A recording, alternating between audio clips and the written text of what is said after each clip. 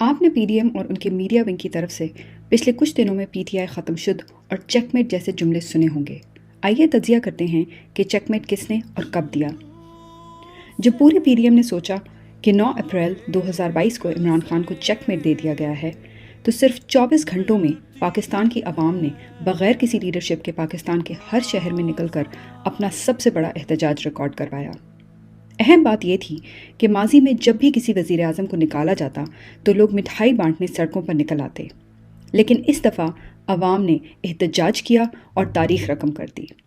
صرف کراچی میں پڑھے جانے والا قومی ترانہ آج بھی ہمارے رونگٹے کھڑے کر دیتا ہے۔ یہ عوام کی طرف سے دیا گیا پہلا چیک میٹ تھا۔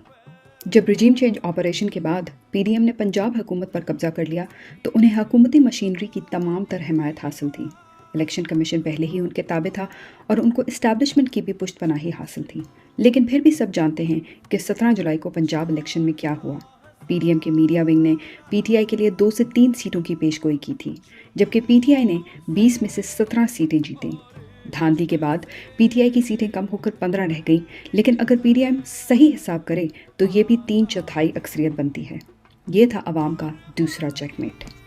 پھر پی ڈی ایم نے چالاکی سے قومی اسمبلی کے ان حلقوں میں ضمنی انتخابات کرانے کا فیصلہ کیا جہاں پی ڈی ایم کی مشترکہ ووٹ 2018 کے انتخابات میں پی ٹی آئی کے ووٹوں سے زیادہ تھے۔ اندازہ لگائیں کہ اس کے برعکس ہوا کیا۔ 16 اکتوبر 2022 کے ضمنی انتخابات میں پی ٹی آئی نے قومی اسمبلی کی 9 میں سے 7 نشستیں جیت لیں۔ ہاری ہوئی نشستوں میں سے ایک جو کراچی سے تھی پر بھی بھاری دھاندلی ہوئی، جس کے بعد حکومت نے قومی اسمبلی کی خالی نشستوں پر ضمنی انتخاب ہی روک دیا۔ یہ تھا تیسرا چیک میٹ۔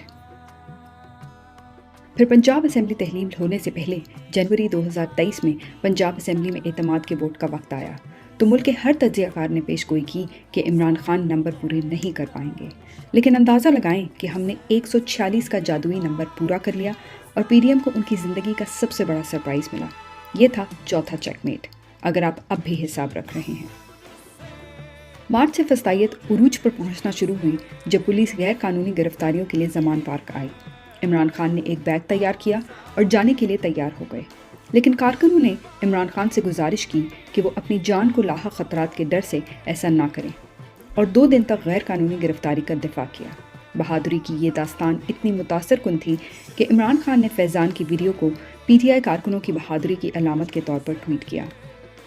انہوں نے خوف پھیلانے کے لیے ذل شاہ کو حراست میں قتل کر دیا، لیکن جب 25 مارچ 2023 کو عمران خان نے مینار پاکستان پر جلسہ کیا تو یہ پاکستان کی تاریخ کے سب سے بڑے جلسوں میں سے ایک تھا۔ سب سے حیرت انگیز بات یہ تھی کہ اس وقت رمضان تھا اور پی ڈی ایم نے مینار پاکستان تک پہنچنے کے لیے بڑی رکاوٹیں کھڑی کی، لیکن اس کے باوجود بھی لوگوں نے ریکارڈ تعداد میں وہاں پہنچنے کا راستہ تلاش کیا۔ یہ تھا 5واں چیک میٹ، اگر آپ اب بھی گنتی کرتے نہیں تھکتے۔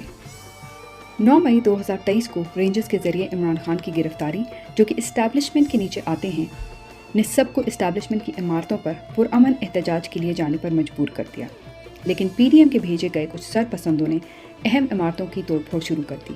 پی ٹی آئی اس کی شدید مذمت کرتی ہے اور یقین رکھتی ہے کہ تمام شرپسندوں کو سزا دینے کے لیے مناسب تحقیقات کی جائیں گی۔ پورا ملک جانتا ہے کہ پی ٹی آئی نے اپنی 27 سالہ تاریخ میں صرف پرامن احتجاج کیا ہے۔ اس میں 2014 میں 126 دن کا دھرنا اور 3 نومبر 2022 کا احتجاج شامل ہے۔ جی ہاں، پی ٹی آئی اس دن بھی پرتشدد نہیں تھی جس دن عمران خان کو گولی مار دی گئی تھی۔ 9 مئی پرامن مظاہروں کی وجہ سے چھٹا چیک میٹ تھا، لیکن پی ڈی ایم اتنی مایوس تھی کہ وہ شطرنج ہی الٹا کر بھاگ گئی۔ اسی لیے اگر کوئی ڈن اینڈ ڈسٹڈ ہوا ہے تو وہ ہے پی ڈی ایم، کیونکہ انہوں نے اپنے اعصاب کھو کر وہ کیا جس کا تصور بھی نہیں کیا جا سکتا۔ انہوں نے بچوں، عورتوں اور بزرگوں کو گرفتار کیا، اور اس سے بھی شرمناک بات یہ ہے کہ انہوں نے عورتوں کو جیل میں پھینک کر ان کو ظلم اور زیادتی کا نشانہ بنایا۔ پی ٹی آئی کی لیڈرشپ کو ان کے گھر اور بزنس تباہ کر کے اور گھر والوں کو اغوا کر کے زبردستی پی ٹی آئی چھڑوانے پر مجبور کیا، جو اب اپنے پیاروں کی جان بچانے کے لیے تحریک انصاف چھوڑ رہے ہیں۔ اپریل 2022 سے اب تک عمران خان اور عوام نے ہر میدان میں فتح حاصل کی، اس کے باوجود کہ پی ڈی ایم نے حکومت کی تمام تر مشینری استعمال کی، لیکن اب انہوں نے سیاست کا میدان چھوڑ کر بندوق کے نوک پر لڑنا شروع کر دیا ہے، یعنی پی ڈی ایم ہار چکی ہے اور مقابلہ سیاسی میدان میں عمران خان اور عوام نے مکمل طریقے سے جیت لیا ہے۔ یقین نہیں آتا تو الیکشن کرائیں اور پھر دیکھیں عوام کا جلوہ۔